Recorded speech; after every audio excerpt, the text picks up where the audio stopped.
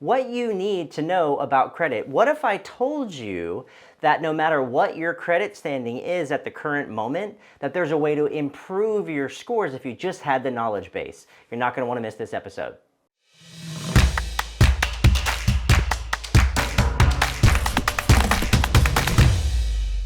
In this episode, we're going to talk about those different areas of your life that are impacted by credit. Next, I'll give you some insider tips on how to manage and improve your credit. And finally, I'll share some credit facts with you that you may or may not know that are keeping your credit scores down.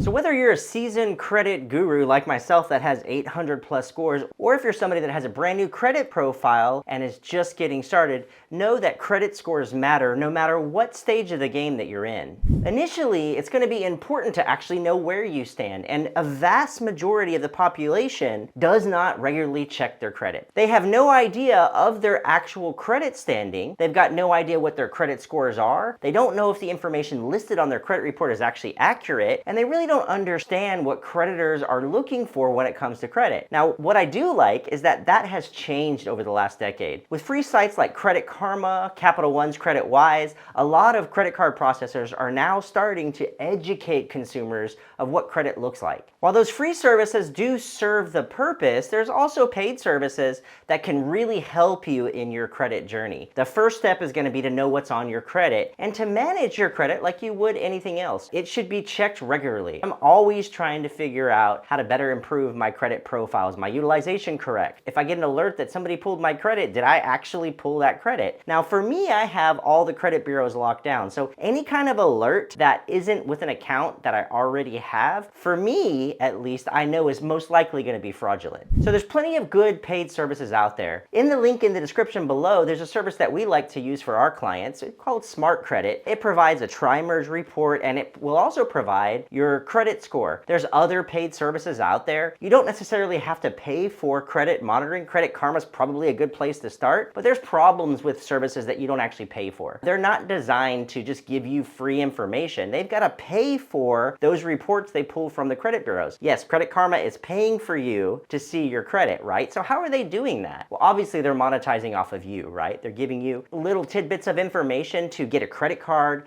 to get a vehicle, when it's time to apply for a mortgage, and all kinds of other things that they're marketing to you. Not to mention, they're most likely siphoning off your information and selling it to big data brokers. So it's in my opinion that it does make sense to spend the extra $30, $40 a month credit monitoring service that's going to allow you to see what's on your tri-merge report, manage your scores, and then also that's going to give you alerts when anything happens to your credit. So managing your credit is going to be a good first step to establishing really good credit. You got to know what's happening in order for you to grow excellent scores. Most people don't realize this, but credit impacts every aspect of your life. Did you know that in terms of insurance, vehicle insurance, they're going to pull an insurance credit score on you, okay? It's gonna be a soft pull with the bureaus anytime you apply for any type of insurance, especially auto loan insurance. Now, if your credit scores are under a 580, did you realize that people pay 3 times the premiums of somebody who has a 700 score? Yes, that's correct. You're gonna pay 3 times what somebody else with excellent credit is gonna pay for the exact same vehicle and the exact same coverage. And you may be asking yourself, why is that person paying so much more? Well, they've done studies. They've shown that there's higher risk with people that have lower credit scores. Now, when it comes to applying for a job, did you know that a vast majority of employers are gonna pull your personal credit when they do a background check on you? This goes into their overall decision as to whether or not they're going to hire you. Many clients approach my company, and this happens quite a bit. They work for the government and their review is coming up. So if they've had issues in the last few years, then their employer, in this case the government, is going to find out about that. And that's going to be a problem, especially in terms of security. Your positions that require higher levels of security oftentimes take issue with charge-offs and collections. And the reason is because if you're at a high level of security working, especially for a government or the top level of a company, they don't want you to be open to persuasion by another party when it comes to money. And they feel like if there's a charge-off or collection or issues, that could be a potential breach in a person's integrity. And of course, having good credit affects your financial security. The truth is that I don't know of anybody who has not had financial issues in their entire lifetime. But if you've got excellent credit and you've built out your credit, let's say you lose that job and you have to use your credit cards to float you for a couple months so that you can pay all your bills, everything's being met, your family's being fed while you find that new job, it takes excellent credit to make that happen. Okay, so what exactly is going to be on a credit report? Most people don't realize, but there is a whole lot more information on a credit report than you might think. It also has a lot of personal information. It's got all of your old addresses, it's got variations of your name, it's got your social and other personal data. Additionally, your credit report is going to show every time that you've applied for credit. It's called a hard inquiry. The rule of thumb for hard inquiries is not to have too many in a year. It's reasonable to apply for credit once or twice or maybe 3 times in a year, but anything more than that's going to be considered high risk. So as a rule of thumb, what I always recommend for our clients, and especially when we onboard them, is that you lock down all of your information. You freeze the credit bureaus, you freeze all the secondary databases that house your personal information, because it's not just the credit bureaus that are pulling your personal information. There's secondary databases, LexisNexis, SageStream, Innovis. For the most part, that is public record. So you can actually go to LexisNexis, which is now SageStream as well, and you can pull your personal information, and what you find on that may shock you. Of course, one of the most important things that you can do to have good credit is pay your bills on time, right? But that's not the only thing that's important.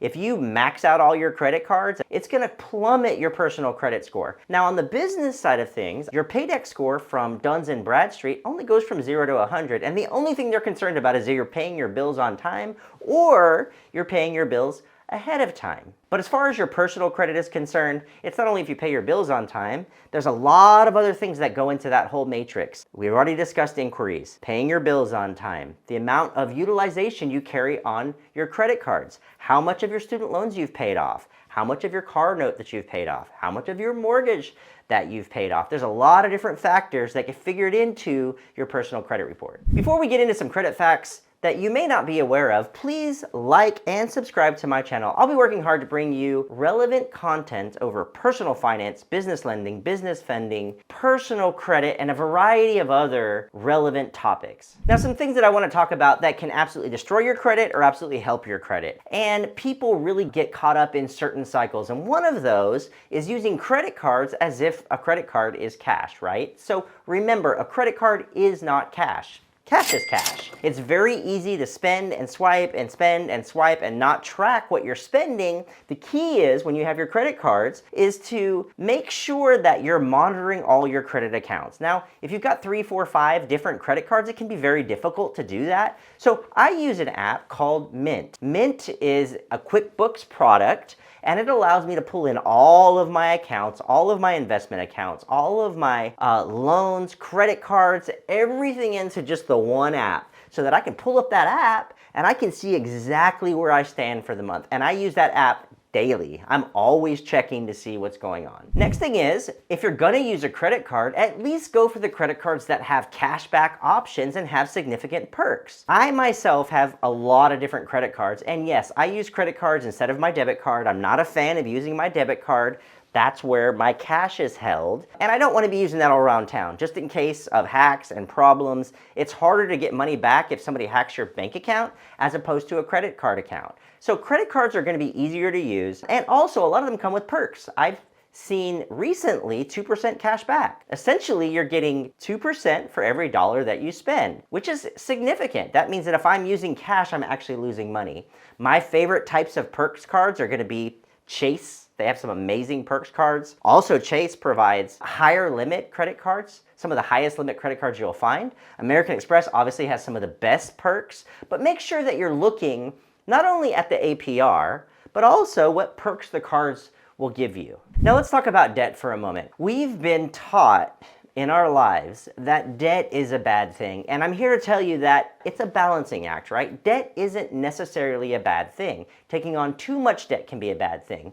But if you've got an income, let's say you're making $50,000 a year, you can leverage your excellent credit along with your income to do some pretty cool things in your life, provided you do it responsibly. What about in an economic downturn like we're seeing right now in the States? It started to happen in 2022 and 2023. We're almost certain we're going to go into a recession. We're almost certain that there's going to be more layoffs from the big companies. The trick is to make sure that you have enough credit and your position so that if something bad happens, you have the ability to float yourself over the next few months. Make sure that you prepare yourself in case something happens. Again, I'm not talking about saving 6 months of bills. 90% of Americans don't have that and don't do that. But what I am talking about is, okay, I have a certain amount of credit that is always available to me in case my car breaks down, in case I lose my job, in case I have other issues going on in my life. If you have credit challenges or just need help with your credit, then I have a free gift for you.